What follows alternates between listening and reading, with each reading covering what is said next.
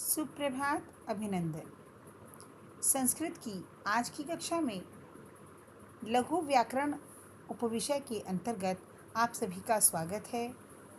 और इस लघु व्याकरण की कक्षा में आज हम शरीर के अंगों और फलों के नामों को जानेंगे। आपके शरीर में विभिन्न अंग हैं और उन्हें हम विभिन्न तरीके से बोलते हैं, अनेक भाषाओं में अनेक तरीके से, जैसे सिर, हेड। अब हमें यहाँ क्या करना है, ना हिंदी और ना इंग्लिश बल्कि संस्कृत में सीखना है। और संस्कृत में बोलते हुए हमें यह भी जानना है कि हम उन्हें हिंदी में किन नामों से पुकारते हैं। देखिए प्यारे बच्चों, जब हम किसी भी चीज़ को ध्यान से पढ़ते हैं तो उच्चारण का उसमें विशेष स्थान होता है। तो चलिए बोलते हैं शरीर के अंगों के नाम। शिरः सिर, मुखम मुँह। शिरः सिर, मुखम मुँह। ललाटम माथा, कपोलः गाल।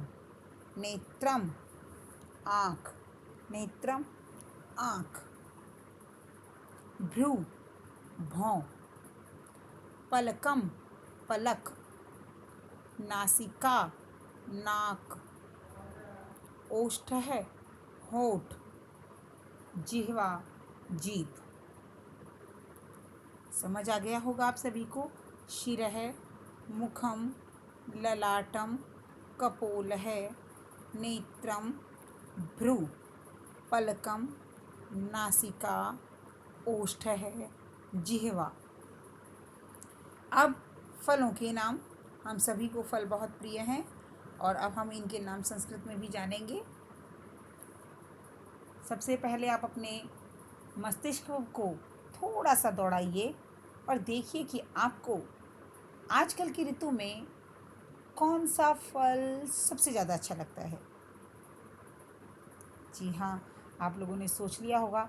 अब सोचिए कि उस फल से आप फल के अतिरिक्त और उसे किस रूप में प्रयोग कर सकते हैं। जी हाँ, आप विभिन्न फलों को अनेक तरीक़ों से खा सकते हैं। जैसे आप उसे फल के रूप में खा सकते हैं, उसका मुरब्बा बना सकते हैं, उसकी चटनी बना सकते हैं, उसका जूस पी सकते हैं और बहुत से लोग विभिन्न तरीक़ों से विभिन्न फलों का प्रयोग करते हैं। चलिए तो बढ़ते हैं आगे की ओर। सेब फलम सेब।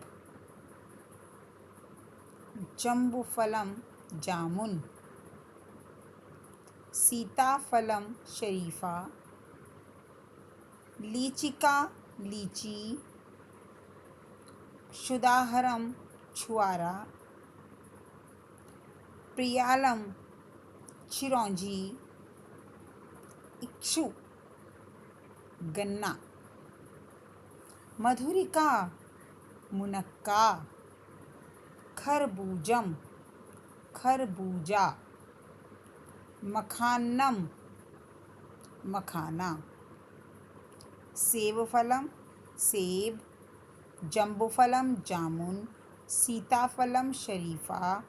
लीचिका लीची। क्षुदाहरम छुआरा। प्रियालम चिरौंजी। इक्षु गन्ना। मधुरिका मुनक्का। खरबूजम खरबूजा। मखानम मखाना। इस प्रकार ये 10-10 फलों और अंगों के नाम आपने समझे। और अब हम आगे बढ़ते हैं अगले पद की तरफ, जो है उपपद विभक्ति, जिनमें आप कुछ पहले पढ़ चुके हैं और आज हम उसमें 3 नवीन उपविभक्तियों का समावेश कर उन्हें भी पढ़ेंगे।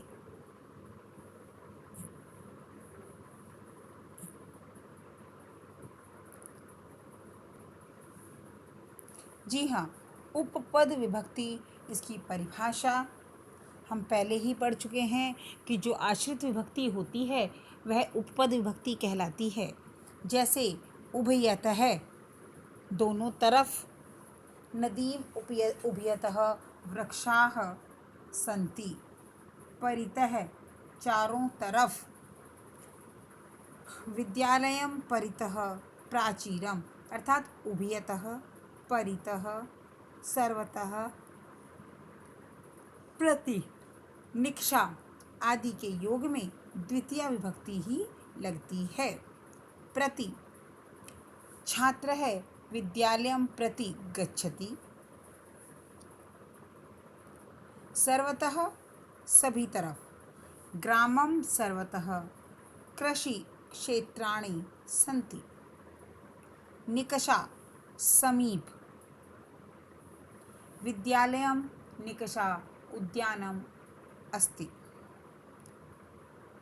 धिक्, सह, विना, अलम आदि के योग में तृतीया विभक्ति लगती है। धिक्, निंदा, मूर्खम धिक्, मूर्ख को धिक्कार है। सह, जिसके साथ जाया जाए, जिसके साथ कोई कार्य किया जाए, वहाँ पर तृतीया विभक्ति लगती है। बालिका, बालिकेन सह खेलती।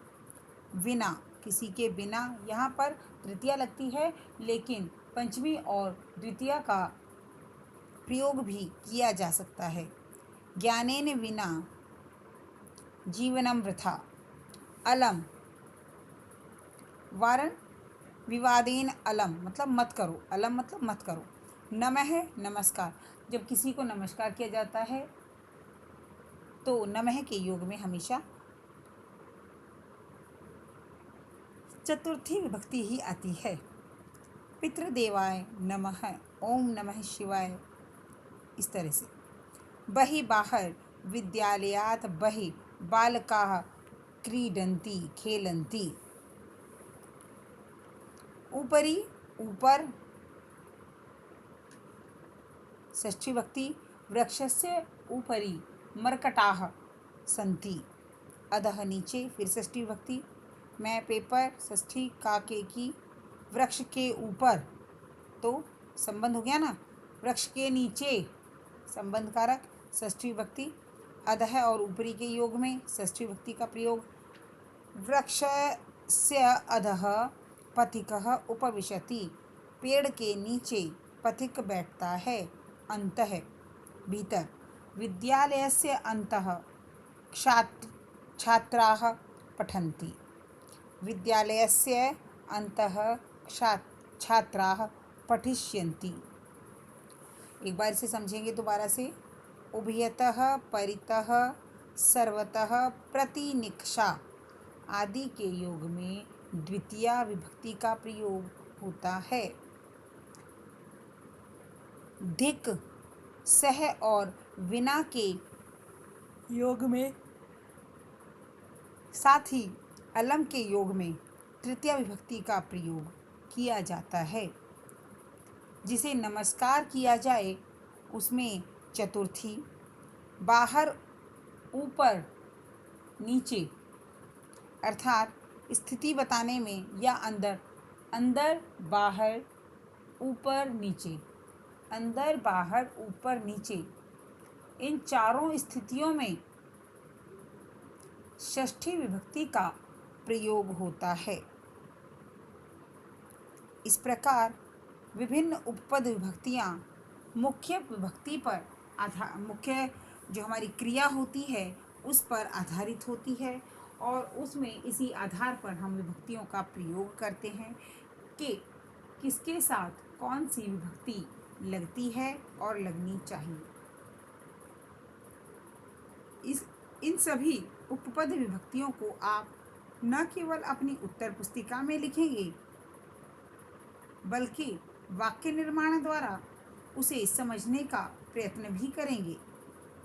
प्यारे बच्चों, संस्कृत लेखन में उपपद विभक्तियों का विशेष योगदान होता है और इन्हें हमें हमेशा ध्यान रखना चाहिए। विभक्तियों के साथ साथ हमें कारक का ध्यान रखना आवश्यक है, और उसी से हम अपने वाक्य को सही तरीके से उनके निर्माण में सफल हो सकते हैं और संस्कृत के ज्ञान भंडार को असीमित कर सकते हैं। आज के लिए इतना ही। धन्यवाद।